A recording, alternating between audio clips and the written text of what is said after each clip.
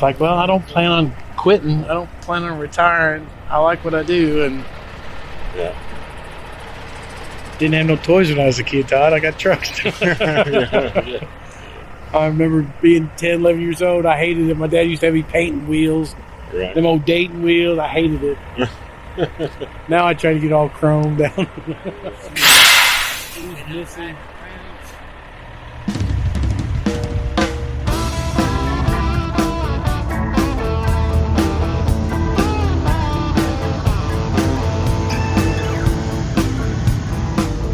Hey everybody, it's Todd Dills, your host for this week's edition of the Overdrive Radio podcast, May 19th, 2025, and with much more from the man behind the voice you heard up top there, it's C.W. Express owner Steve Wilson, reigning small fleet champ in the 11 to 30 truck division.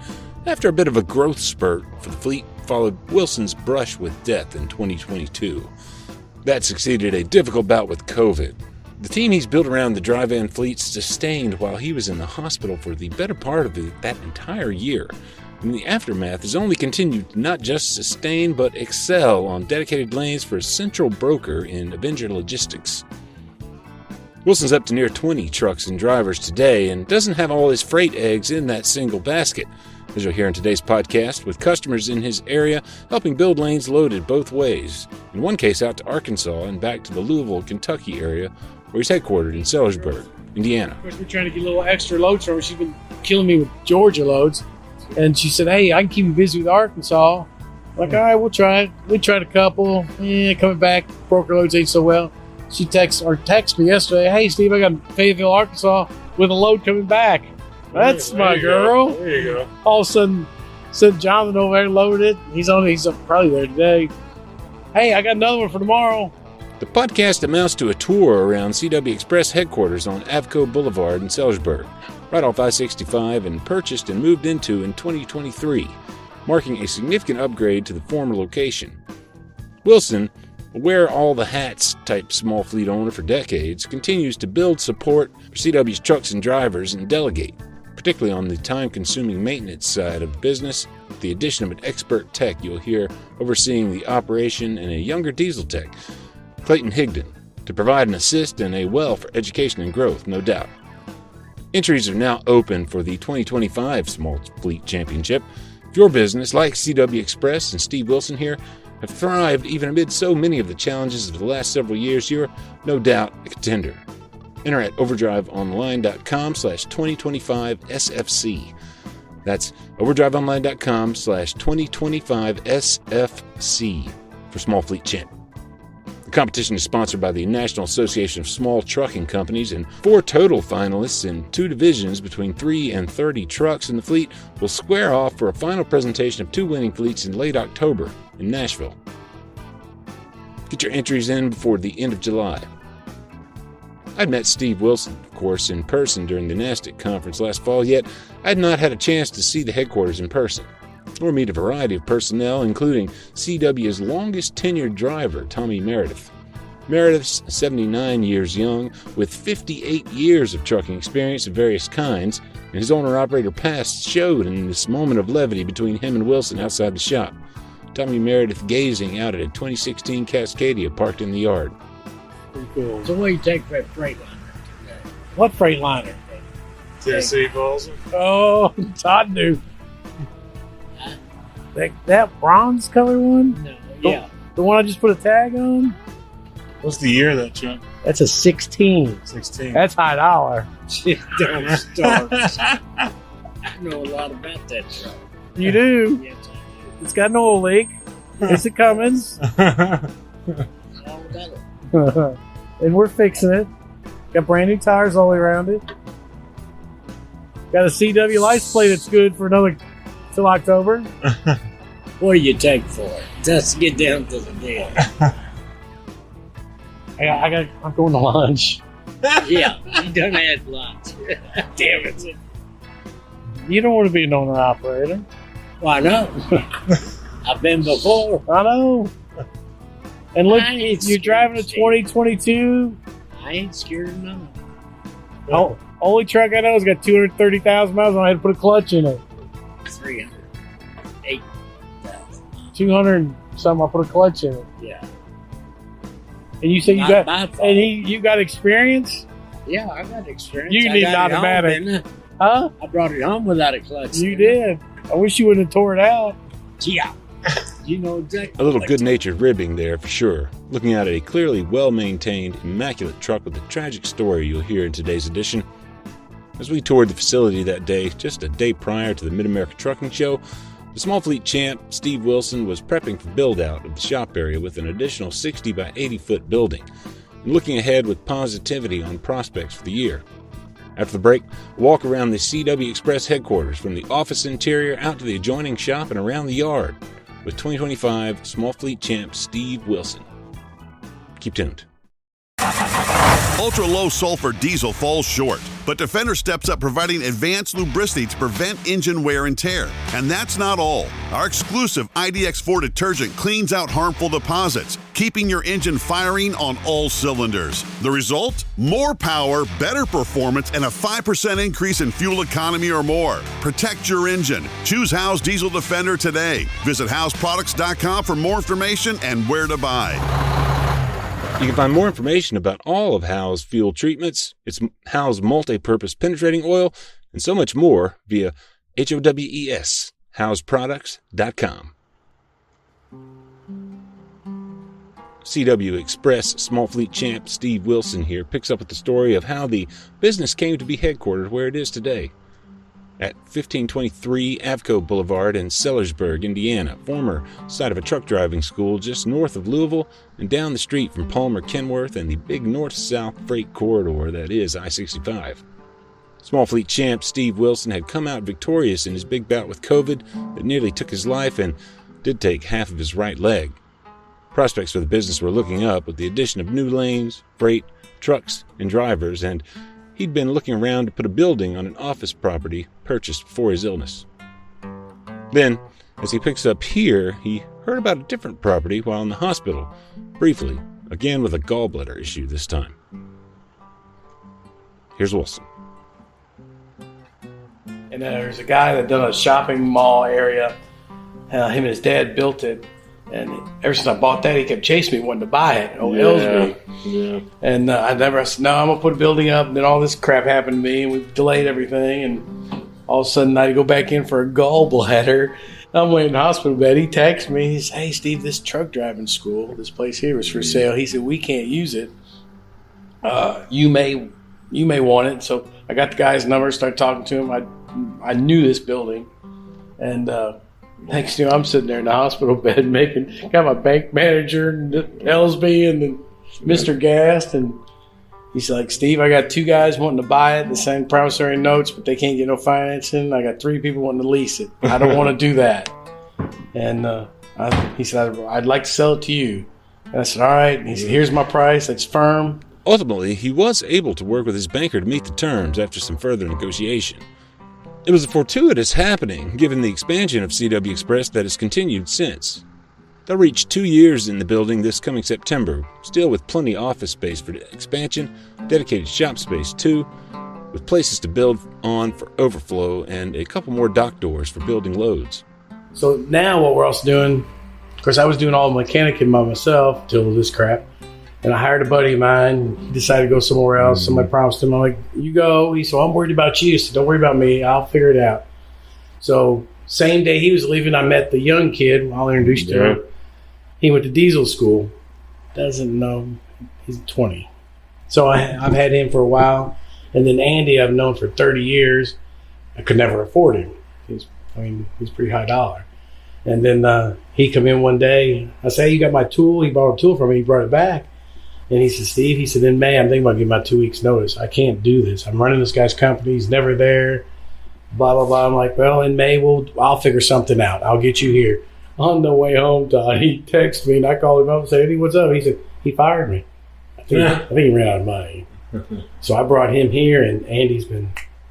Then we also started a corporation between him and I, Derby City Diesel Repair. It's kind of what the extra building's going to be, so we get some more room and stuff. And he's got all kinds of following. I mean, Walking out now toward the shop service bay, lead mechanic Andy Newbolds and one of CW's operators were looking over an engine.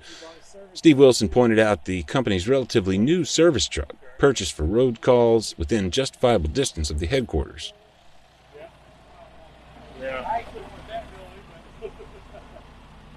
wish you could just have that one.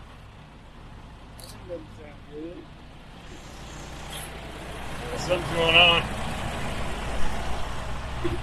And we got our own DEF.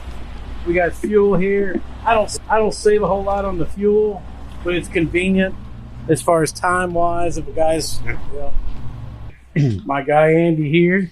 Yeah. Oh yeah, when RDH gets here, you ought to have him look the fairing on 51. I will. Yep. I just thought about when we were out there walking around looking. Yep. Because it needs repaired all. That's Andy. He's badass. I'm dirty. That's my young man there. He's gonna be badass. Andy said, "I need a young man that's strong and wants to learn." So. Andy, you just got here in the last several months. It's been about a month and a half. Okay. Yeah. Cool. Liking it so far? Oh yeah. Yeah. I've known this cat a long time. Yeah. He's been trying to get me to come work for him forever. Yeah, he was telling me that. He couldn't ever afford me. So. Well, I didn't see the light. But I've already saved him enough money to cover my salary. And then his wife comes in last week. She said, "Yeah, every time he goes to work in the morning, I tell him I love him. Just have a good day." His other job's like, "Yeah, no." And she said, "Now he's got a different attitude." And I'm like, "Well, there's no stress over here." She did that at the beginning of the day. She said, "I hope you have a good day." I said, "Yeah, it'll probably be a good day." So it worked out. So we're done with all the intakes. There's 3 mechanics I've known in my life. One's no longer here. One's down the street here, National Distributors. I can't pull him away. And then Andy. And I mean, he's got all my trucks running. Yep. The day cab, the first week he was here, Matt was over at Louisville bobtailing, doing them UPS trailers. And he said, "Hey, my truck won't move." I said, "What do you mean?" He said, "It's in gear and it won't go nowhere." I said, "Did you drop a drive shaft?" "No, I looked. It's all good." "Nothing spinning?" "No." I said, "Lock your power divider in." "I did that." "No, you didn't." "Lock your power divider in." "I'm rolling now." I figured it was a rear end. We bring it here. Andy has the young guy, Clayton, pull the rear end out. All the gears are, see, I don't know. I would have replaced it. I'm a parts changer, I guess you can say. Andy went there, he took the rear end apart, put washers in there, he said, "Throw it back in." I mean, that saved me. That was $2,200 for a rear end. Right. Well, maybe he has earned his salary. Yeah. Oh, yeah, that was right off the bat. Yeah. And then I had one, it's not here. It's another big Freightliner, and it's red, white, and blue. I think it was in that picture. Yeah. We call it Captain America. Yeah. But it would never, we put a cam and stuff in it, but it would never run. It would just bog out at 55 mile an hour. She wouldn't do nothing. And he goes in there and gets on the computer, and the speed was already set up. He said, "All right, try it now." Runs like a top. What was the problem? Something about the RPMs and the speed sensor when they collide. I don't know, but he said, "I set the RPMs up and the speed's fine." And the drivers, man, this thing runs great. And it's a good thing he's here. I'm so confident now. I don't have to go to the Kenworth dealer. And we got the computer programs. Mm-hmm. We can go in there and look at stuff. Girl. This is Todd from Overdrive Magazine. Hey. She supplies us parts with mules. Again, Todd. This old guy, he just started this week. Yeah. Don't put up with his stuff, Tommy. Just started complaining. Take him out. That's a lie. How long you been with me, Tommy? Don't say it. I don't know how old Steven. Oh my Lord, 22, You were with 23. Us today too, so that was 95. It's a long time. He's been a long time. When I came over, you had what, 2 Macs, and he was running one of the Macs. I had 4 or 5. No, he was running the Mac back and forth to Houston. They were held together with coat hangers. I don't care what he says. There ain't no better truck than a Mac. You'll never find a better truck. They paid herself off thousands of times. Yes, they do, and they keep running. This thing right here is worth its weight. Note for the record, that last voice was that of the longtime driver Steve Wilson and I both introduced earlier. 79-year-old Tommy Meredith's been running with Wilson since around the time of 22-year-old Steve Wilson II's birth, as he noted. What Tommy was saying there was, Quote, "This thing right here is worth its weight in gold." Trying to get back from New York. For the record, it's Tommy, right? Tommy is holding up a coat hanger. I remember when he brought that Mack in, had front wheel seals leaking, and the exhaust, he had it strapped up with coat hangers. So I'm like, I got it home for you. Yeah, there you go. I fixed it there in the parking lot. CW Express has come a long way since those days for sure, but with shop space still at a premium, the planned addition to the headquarters should further aid the ability to keep work in-house. Walking out to the yard, Wilson offered an introduction to the 2016 Freightliner Cascadia you heard Tommy Meredith haggling over up top. Company tragedy that Wilson's tried at least to turn into opportunity for both the fleet and the family of owner-operator Dale Sutberry, prior owner of the Freightliner and a huge fan of the Tennessee Volunteers' various sports teams. Here's Steve Wilson. This guy here, the Tennessee truck, Dale Sutberry, he just passed away 2 weeks ago. Oh, man. Heart attack.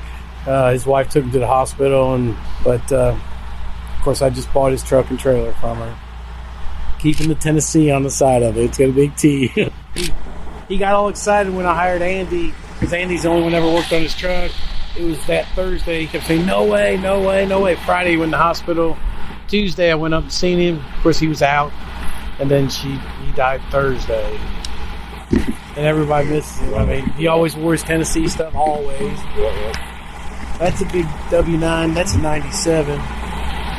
That's a big horse there. How long you guys had that one? I bought that this past year from Lucas Oil. I bought 5 of them from them. Okay. Then I turned around and bought 4 from that Trans Am. Everyone's had to have transmissions, clutches. Yeah. Reason they wanted to get rid of them. But yeah, I got so lucky. I don't know how. And everybody that comes here, man, I wish I'd have found out about this place. And those are TMC Peterbilts. Okay. I bought 3 of them. Of course, it took me a year and a half to get them straight. Yeah. Transmissions and. What are these? Why are they just sitting back here today? That's what I want to know. Ricky had a fender bender yesterday. Okay. I drug tested him. I sent him home. I do not have a driver for that one. Okay. I don't have a driver for these 2. Okay. So you got some space. Yep. You're waiting on people. This guy runs. This guy runs. That one runs. Yep. The blue one, the boy tore the rear end out of it. They just got it going yesterday. Yeah, I have several open trucks right now. Yeah. But I'm not rushing it. I'm good. Yep. I got a concrete drop pad for loaded trailers. And then all those are back there. Actually, a guy that's interested in buying them reefers. I keep one. We run it local for Ford. They haven't said anything about the reefer, so we can run that. Just use it. And I always kept them just in case somebody called and, hey, I got a hot reefer load, or I got them. Right. I just don't use them. Not much anyway, right? Yeah. And then I had a guy about 7 or 8 years ago dropped his flatbed at my other place, and I don't know what happened to him. He was leased on with another guy out of Kentucky somewhere, and it's a spread axle flatbed. I just held on to it. Think about putting a lien on it to get a title on it. Right. Maybe he'll come back though. Well, he owes me some storage now, I'd say, after 7 years. Tom, if you're out there, Steve Wilson still got your spread axle flatbed. As we continued walking around the yard, Wilson pointed out another truck on the yard, the 2004 Kenworth T600 among the trucks purchased from Lucas Oil. Tell you what, in her day, she was a big truck. She was a big truck. They got the APU units on them. I thought I was going to have more trouble out of that one. Knock on wood. It's been good. He runs Georgia 3 times a week. Monday, Wednesday, Friday. There and back. Yep, doing the Ford stuff. Yeah. And that's to,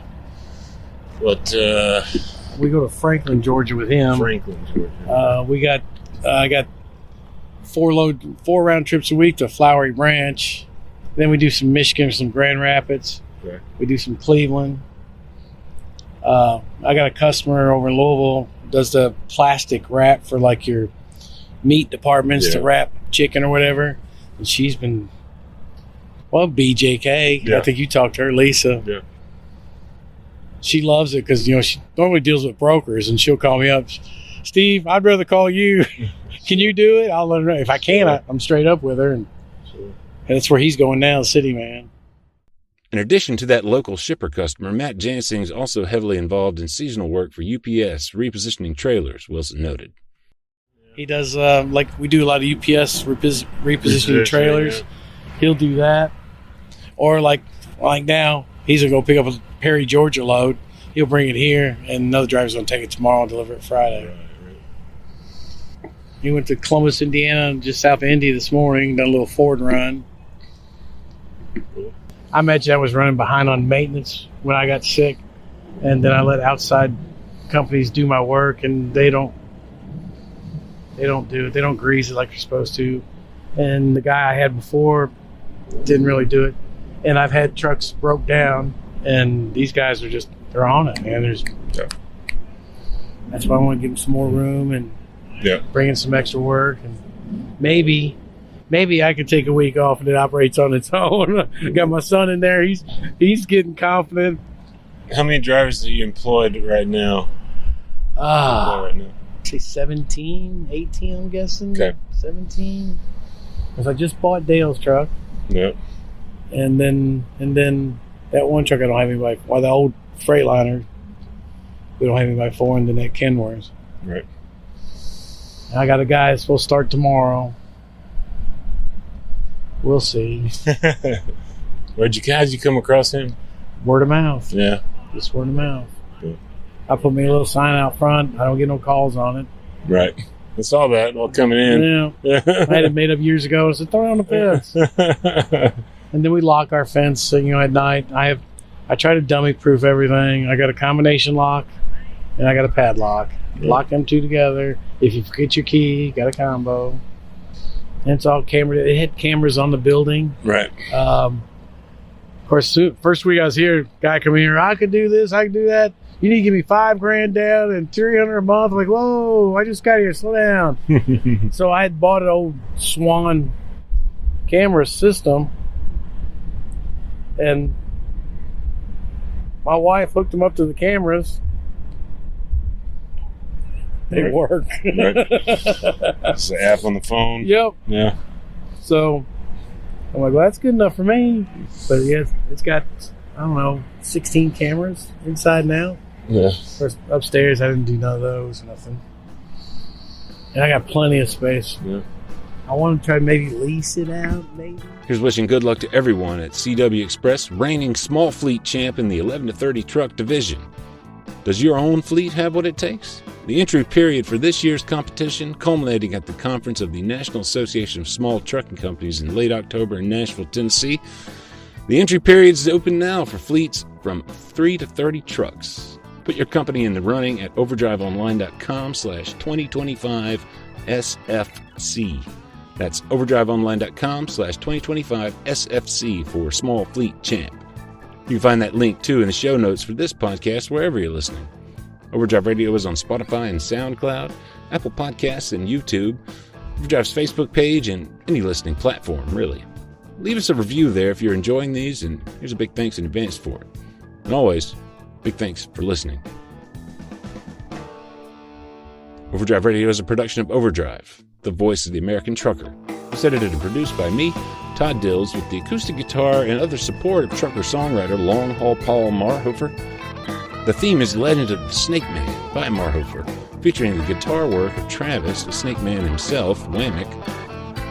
Terry Two Socks Richardson on bass, keys by Tishomingo Jim Whitehead, and on drums, Andrew Marshall. The podcast is backed up further by Overdrive's own social media coordinator, Jasmine Campbell, senior editor, Matt Cole, executive editor, Alex Lockey, and video editors, Lawson Rudisell and Andrew Glenn.